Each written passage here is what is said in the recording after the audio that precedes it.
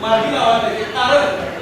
कारण काय आपण राज्यशास्त्राने एखादा प्रस्ताव ज्या चालू केलेला आहे आता 2011च्या ज्या काही झोपड्या आपण नियमितीकरण